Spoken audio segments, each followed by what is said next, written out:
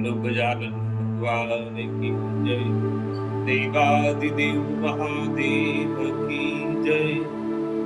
Shri Krishna watch मुनीन्द्रो मसो नाम मथुरायां गतापुरा सुच्युतो वसुदेवेनो देवक्यां च दुष्टरा। ये भगवान कृष्ण और युधिष्ठिर के मध्य का संवाद है।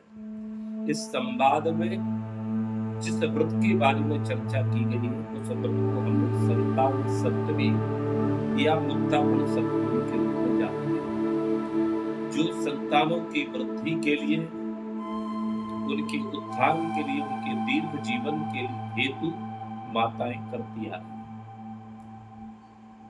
तो एक समय की बात है कि भगवान कृष्ण युधिष्ठिर से कहते हैं, बहुत पूर्व काल की बात है कि लोमस ऋषि एक बार मथुरा नगरी में आए और जब देवकी और वसुदेव जी ने लोमस ऋषि को आते हुए देखा तो तत्काल उठकर के खड़े हुए, लोमस ऋषि का स्वागत किया, उनको शुद्ध दिव्य आसन पर विराजमान कराया। वसुदेव जी की और देवकी की पूजा से प्रसन्न होकर के लोमस ऋषि कहने लगे, देवी लोमस्तुवात् कंसेन ते हता पुत्रा जाता जाता पुनः पुनः पुत्रवत्सा देवकी तम पुत्र दुःखेन दुःखिताः। लोमस ऋषि कहते हैं कि हे देवी, मैंने बार बार सुना है, अनेकों बार सुना है कि दुष्ट राजा कंस ने तुम्हारी बहुत सी संतानों का हतन कर दिया है। अरे उन पुत्रों की हतन के दुख से तुम पति पत्नी दोनों ही महान दुख से पीड़ित रहती हो। तुम्हारे इस दुख की निवृत्ति के लिए हम तुम्हें एक सुंदर पुराना आख्यान सुनाते हैं और एक व्रत करने का तुम्हें निर्देश देते हैं। हे देवी की यदि उस व्रत को करोगी तो तुम्हारी संतान भी दीर्घजीवी होगी, अजेय हो जाएगी और सब सुखों से परिपूर्ण होगी। उस समय और देव जो है लोमस ऋषि कहते हैं, देवकी हम तुमको एक राजा नहुस की स्त्री चंद्रामुखी के बारे में चर्चा करते हैं। तब देवकी ने प्रश्न किया, देव की बात कालसा चंद्रमुखो ब्रह्मनु प्रिया किम जीर्णहि कृतं दिव्यम तथा संपत्ति वर्धनम। देवकी कहती है कि हे ऋषिराज, वो नहुस कौन थे, उनकी स्त्री चंद्रामुखी कौन थी, उन्होंने संतान की वृद्धि के लिए किस प्रकार से व्रत का आचरण किया था। हे प्रभु, मैं जो है इस संपूर्ण वृत्तांत को विस्तार से सुनना चाहती। श्री कृष्णवाच भगवान कृष्ण युधिष्ठिर से कह रहे हो कि लोमस ऋषि ने जब देवकी के ऐसे प्रश्न को सुना तो लोमस ऋषि कहने लगते हैं, अयोध्यायां पुरा राजा नहुषो नाम विस्तृता तस्यादिरूप संपन्ना देवी चंद्रमुखी प्रियाः। अयोध्या नगरी में एक राजा राज किया करता था जिसका नाम था नहुष। नहुष की पत्नी का नाम चंद्रामुखी था और उसी अयोध्या नगरी में एक विष्णुगुप्त नाम का ब्राह्मण रहता था। उसकी पत्नी का नाम था भद्रामुखी। तो राजा की रानी जिसका नाम चंद्रामुखी था और ब्राह्मण की पत्नी जिसका नाम भद्रामुखी था, चंद्रामुखी भद्रामुखी दोनों गाढ़ी प्रीति रखने वाली थी, बहुत खास सहेली थी। अरे एक दूसरे के सुख दुख में जाकर शामिल रहा करती थी। इन्हीं चंद्रामुखी और भद्रामुखी के तीन जन्मों की व्यथा और कथा लोमस ऋषि कहते हैं, सुनाते हैं। हे देवकी, ध्यान से सुनो। इनके जीवन में जो बार बार परिवर्तन आया, इनकी संतान की जो गति और सदगति और ऊर्ध्व गति हुई, इन चंद्रामुखी और भद्रामुखी के जीवन तीनों जन्मों की वृतांत को श्रवण करके तुम स्वयं जान जाओगी कि जो वृतांत तुमको बता रहे संतान सप्तमी का या मुक्तापन सप्तमी का, वो कितना है फल, तो सुंदर फल प्रदान करने वाला है। लोमस ऋषि कहते हैं, देवी की तयुरा सीदति प्रीता स्पर्णिया परस्परम अथ द्वै अपतो शंकुष्णानार्थं सरयू जले। एक बार की बात है कि दोनों चंद्रामुखी दोनों सरयू मैया में स्नान करने के लिए जाती है। वहां पर क्या देखती है कि प्राप्ते प्राप्तस्त्रे तत्रेव वाहव्यो वै देवांगरा तथा स्नाता मंडलम चक्रस्तन्वये व्यक्त रूपणम। तब उन्होंने देखा कि देवांगनाएं, बहुत सी देवांगनाएं वहां आती हैं, सरयू मैया में स्नान करती हैं, फिर घेरा मंडल बना करके विराजमान हो जाती हैं और महादेविका के महादेव पार्वती बना करके जो है शांत स्वरूप भगवान शिव और पार्वती जी की पूजा करती हैं। पूर्ण अव्यक्त स्वरूप भगवान भोलेनाथ की पूजा में लीन होकर के गंध पुष्प धूप दीप से उनका जो है जाकर के पूजन किया और इसके बाद जाने लगती है। तब ये चंद्रामुखी और भद्रामुखी वो रानी और ब्राह्मणी उन देवांगनाओं से पूछने लगती है, आर्या क्रियतो किमन्नम व्रतमी दर्शम।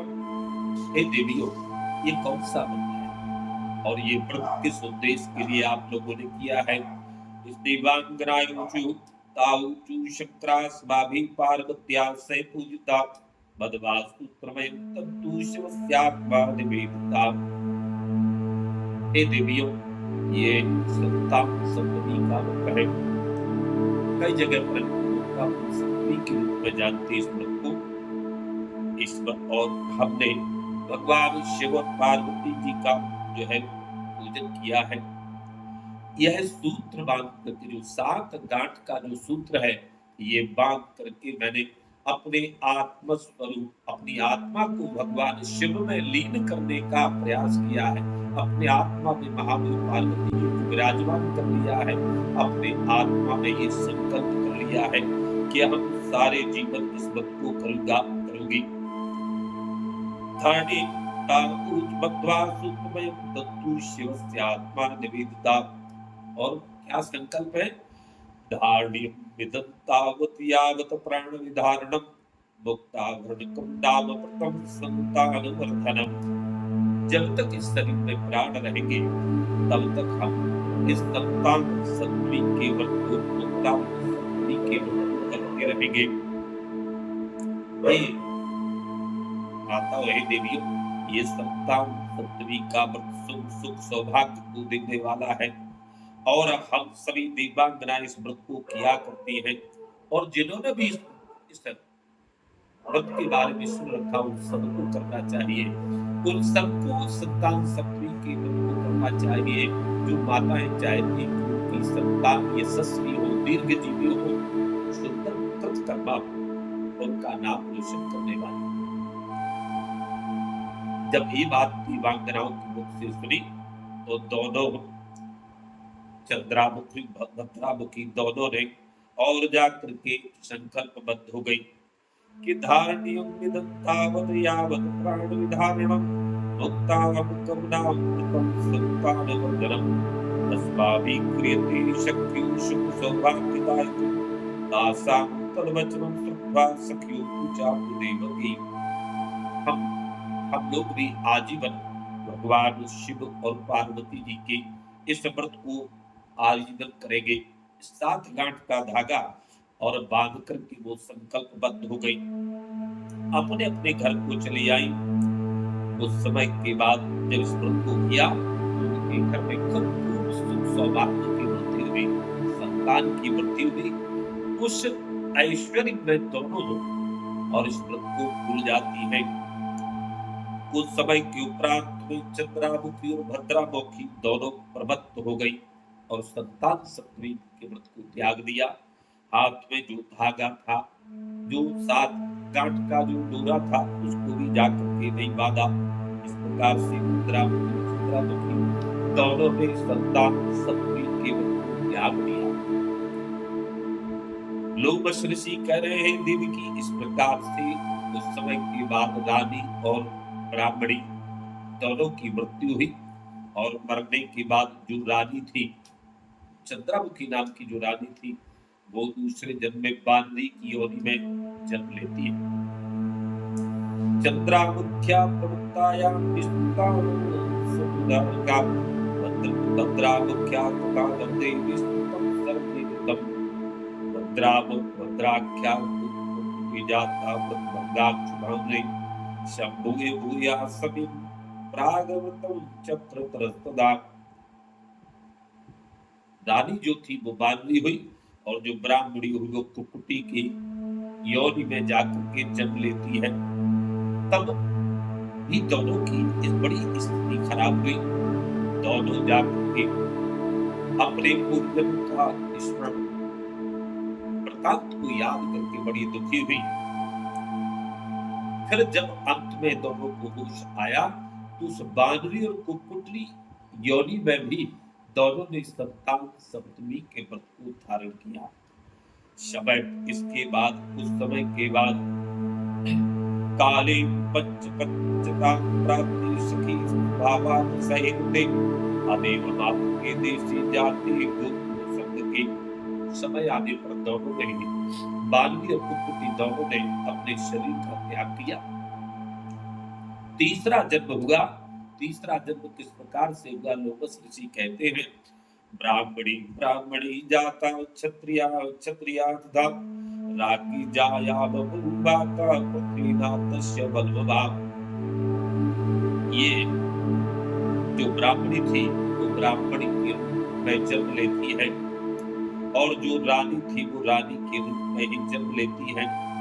चंद्रामुखी का नाम अर्थात जो रानी थी वो ईश्वरी के रूप में उसका नाम ईश्वरी हुआ और जो ब्राह्मणी थी उसका नाम भूषणा हुआ।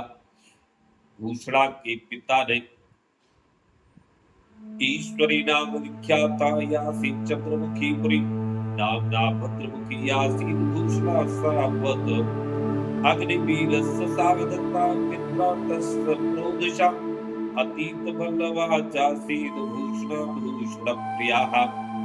भूषणा नाम की ब्राह्मणी के पिता ने अग्निवीर नाम के ब्राह्मण के साथ भूषणा का विवाह कर दिया। वो भूषणा ब्राह्मणी जैसा कि उसका नाम था आभूषणों से युक्त होकर के पतिव्रता और पति की प्रिया हो और उत्तम आभूषणों से विशुद्ध होकर के अलंकृत सर्वगुण संपन्न उसके 8 पुत्र वे बालक माता के समान सुंदर और पिता के समान धर्मात्मा गुणशाली हुए। भूषणा अपने पूर्व जन्म की बातों का स्मरण रखने से के प्रभाव से संतान सप्तमी की व्रत को करती रही, परंतु रानी ईश्वरी नाम की रानी ने इस व्रत का परित्याग कर दिया। लेकिन एक बात फिर भी समानता रही, जितनी प्रगाढ़ मित्रता चंद्रामुखी और भद्रामुखी की समय थी, जितनी प्रगाढ़ मित्रता बानरी और कुकुटी की योनि के समय दोनों में थी, उतनी ही प्रगाढ़ मित्रता यहाँ पर ईश्वरी रानी और भूषणा ब्राह्मणी के मध्य में हुई। दोनों की पहले की समान ही जाति की प्रीति थी। मध्य वैशिराक्षां सा पुत्र में कुमजी जनत ईश्वरी रोगिणां लोकं प्रज्ञाहीनं च विश्वरम्। उस ईश्वरी नाम की रानी के बहुत समय तक तो संतान नहीं हुई। मध्यम अवस्था जब ढलने लगी तब एक पुत्र हुआ जो रोगी था और मंदमती था और गूंगा भी था। अत्यंत दुख देने वाला पुत्र भी वो जाकर के दीर्घायु नहीं हुआ। अल्पायु अर्थात 9 वर्ष की अवस्था में होकर के वो काल कवलित हो गया। जैसे ये सूचना उसकी मित्र भूषणा नाम की ब्राह्मणी को पता लगा कि हमारी मित्र का पुत्र काल कवलित हो गया है, तब अपने 8 पुत्रों को साथ में लेकर के आई और रानी को समझाने लगती है, रानी तुम रंजन ना करो, सखी भावादत्ति स्नेहा पुत्रेश्वै परिवारता अमृता वर्णा भद्रा स्वरूपिणी भूषिता। बहुत समझाया, परंतु पूर्व जन्मों का स्मरण कि देखो ये ब्राह्मणी 3 जन्मों से हमारी परस्पर चली आ रही, हम तीनों ही जन्म में समान अवस्था में रहे, परंतु आज कर्मों के फल स्वरूप इसके 8 पुत्र हैं और उसके एक पुत्र हुआ, वो भी अल्पायु का होकर के काल कबलित हो गया। तो वर्तमान की दशा से जो रानी उस ब्राह्मणी को मित्र मानती थी, ईर्ष्या और द्वेष से परिपूर्ण हो गई और उसने ब्राह्मणी को बहाना किया, उसको घर भेज दिया। उनके पुत्रों को अकेला जान करके रानी और जाकर ततो ग्रहं प्रेषित्वा ब्राह्मणेति प्रवत्सरा चिंत्यामास सारागी तस्याः पुत्रवधं प्रति। उस ब्राह्मणी के पुत्रों का वध करने का प्रयत्न करने लगी। एक दिन उसने ब्राह्मणी के पुत्र के भोजन में विष ला करके दिया। उस अन्न को भोजन समझ करके जो है ब्राह्मणी के पुत्रों ने जैसे माता के द्वारा परोसा गया भोजन हो ऐसा स्वीकार करके उसको ग्रहण किया, परंतु विष व्रत के प्रभाव से उसके लिए वो विष भी उन ब्राह्मण पुत्रों के लिए विष भी अमृत के समान हो गया।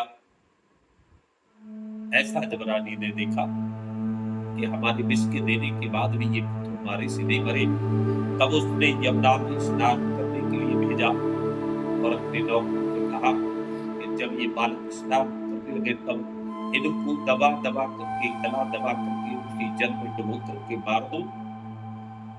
शमर्थ्यावृतराजस्य मातृनिधनं गता पुनः स्नम प्रेक्ष्यामास यमुना हृदं प्रति। यमुना नदी में स्नान करने के लिए भेजा और नौकरों ने अपनी मालिकन के आज्ञा का अनुपालन किया, परंतु व्रत के प्रभाव से वो यमुना नदी का जल केवल जांघों तक रहा। वो बालक डुबोने से नहीं डूबे और सुरक्षित रहे। फिर इसके बाद उस बाप ने पुनः अपने जो है सेवकों से कहा, जाओ तथैत्युक्ता वनं गत्वा तैः साकं दुष्टवधया खड्गस्ते क्षीणोदं तेषां कर्तुते पापवृत्त्या। वन में ले जाओ और तीक्ष्ण शस्त्रों से घात कर दो। निर्दय और निष्ठुर जो है निर्दय और निष्ठुरता के साथ वो सेवक रानी के वचनों का पालन करने लगे। उन ब्राह्मणी के बच्चों को मारने लगे, परंतु वो दुष्टों के शस्त्र प्रहार भी उन बालकों को तृणवत लगे। जैसे ही वो जो है दुष्ट शस्त्र का प्रहार करे, बालक नीचे गिरे फूट करके खड़ा हो जाए। बड़ा आश्चर्य, इस प्रकार की आश्चर्यमय दृश्य को देख करके एवं राज्ञी भक्तानुपाया कृतवत्यत तथा पुत्रा पुनर्जीवत्याभया। तब जाकर के उस ब्राह्मण रानी को होश आया कि ये मैं क्या करने जा रही थी, और उसने भूषणा नाम की ब्राह्मणी को बुलाया और पूछने लगती है, पहले तो चरणों में गिरी, हे ब्राह्मणी, हे भूषणा, तेरे अपराध को क्षमा करो। और फिर पूछने लगती है, दानम यज्ञ तपोवानि गुरु सुषमा पोषणम एन तेन हिता पुत्रा जीवन्त्य नामया। ये बताओ तुमने कौन सा व्रत, कौन सा तप, कौन सा पुण्य किया। हे भूषणा, तेरे पुत्र चिरायु है, चिरंजीवी है, दीर्घजीवी है, मारने से भी जाकर के नहीं मरे। किस कारण से तू बिना आभूषण के भी दूषित रहती, किस कारण से तू किस जो है धर्म के प्रभाव से तू अपने पति के दो प्राणों से भी प्यारी है, किस कारण से तेरी शोभा है, ये हमको बताने की कृपा करो। तब भूषणा कहने लगती है, अतीव शोभना मध्य विद्युत धर्मांतरिगता। हे रानी, हमको और तुमको हम ये तीसरा जन्म है मित्रता होते हुए। याद करो, अयोध्या जी में जो व्रत करने का संकल्प हम दोनों ने लिया था, जिसका नाम संतान सप्तमी व्रत था, मुक्ताभरण सप्तमी था, उस व्रत को और जो मैं करती रही, परंतु तुमने प्रवृत्त होकर के उस व्रत को परित्याग कर दिया। मैंने भी प्रथम जन्म में इस व्रत को त्यागा था। तब तू बानरी और मैं कुक्कुटी के जन्म रूप में जन्म ली। परंतु जब जैसे ही मुझे स्मरण आया, उन्होंने उसको कुटी रूप में भी व्रत को किया, मुझे बालनी रूप में भी संतान संतति की व्रत को कराया, तूने व्रत को किया। लेकिन इसके बाद जब अगला जन्म मिला, तो मैं रानी बन गई, मैं जहाँ की तहाँ ब्राह्मणी थी। मैं इस व्रत को करती रही और उस व्रत के अनुष्ठान को लगातार करने के कारण मेरे पुत्र दीर्घायु हुए। मया तु सर्वभाने चित्साध्यायं संक्रम प्रिययोन्यं अनुतापेन मनोवृत्त्याः स्तुतम्। इस शिव पार्वती जी की पूजा करने के कारण, संतान संतति के व्रत को करने के कारण मेरे पुत्र और पुत्र पौत्र हुए, वो दीर्घ जीवी हुए, मुझे पति का स्नेह प्राप्त है और मैं अभाव में भी सुखी रहती हूँ, आनंदित मेरा जीवन है। परंतु देवी तुमने मुझे त्याग कर दिया, इसलिए मेरी बात मानो। ईश्वरी चोदया सार्धं पुनः सम्यक् चकारे व्रतस्या प्रभावो व्रतप्रपरादि शब्दकम् भूतका तु सौख्यं मतलं बता शिवपुरं गता तस्मात् ममपि कल्याणी व्रतमेतत् समाचरो। हे महारानी, हे ईश्वरी, तू भी संतान सप्तमी के व्रत को करो। तुम इस संतान सप्तमी के व्रत को विधि पूर्वक करने पर तुम्हें भी धन संतान पति प्रेम सर्व मंगल की प्राप्ति होगी। तब तब जो है ईश्वरी राम की रानी ने इस व्रत को किया और वो पुत्र पौत्रों से संपन्न हुई।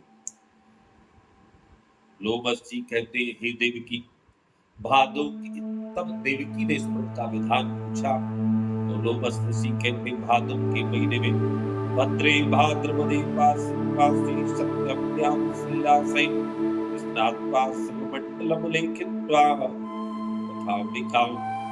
भादो के महीने में शुक्ल पक्ष की सप्तमी के दिन जलाशयों पर स्नान कर या जैसी व्यवस्था हो घरों में स्नान करके और मंडल का निर्माण करें, उसमें पार्वती सन भगवान शिव की मूर्ति की स्थापना करें, फिर पूजन करें, व्रत का डोरा हाथ में बांधे और यह कहें कि जीवन पर्यंत अपनी आत्मा में मैंने शिव जी को धारण कर लिया है या अपनी आत्मा को भगवान शिव के चरणों में समर्पित कर दिया है और आजीवन मैं इस व्रत का को धारण करूंगी। सौवर्ण राजतंबापि सौत्रंबा धारित करे मुंडकान वेष्टकान दद्यान मासे पक्षी चांद के 7 गांठ का डोरा जो कि स्वर्ण के राजतम सोने का हो सकता है, सोने की गुंजाइश का हो तो चांदी का बनवाया जा सकता है और चांदी का भी ना हो तो सूत में 7 गांठ जो है बना करके उसकी विधिवत पूजा करके और अपने हाथों में धारण करना चाहिए। हे देवी देवकी, इस प्रकार व्रत को करे, हर जो है प्रतिवर्ष व्रत को करे, 12 वर्ष में संतान सप्तमी के व्रत को उद्यापन करे, पुनः शिव की प्रसन्नता के लिए इस व्रत को पुनः आरंभ ना करे। इस प्रकार से व्रत को करने वाले संपूर्ण पापों से छूट करके आरोग्यता युक्त सुख भोग करके संतान को बढ़ा करके शिवलोक में वास करते हैं। ये आख्यान, यह व्रत का आख्यान तुमको सुनाया है। लोमस ऋषि कहते देव की इस व्रत को प्रयत्न से करो, शुद्धि के साथ करो, पवित्रता के साथ करो, निष्ठा के साथ करो, तुम्हारे पुत्र भी दीर्घजीवी होंगे, तुम्हारे पुत्रों का नाम यश चलेगा। भगवान कृष्ण कहते हैं लोमस ऋषि ने हमारी माता देवकी को इस व्रत को बताया और अपने गंतव्य के लिए चले गए। श्री कृष्णवाद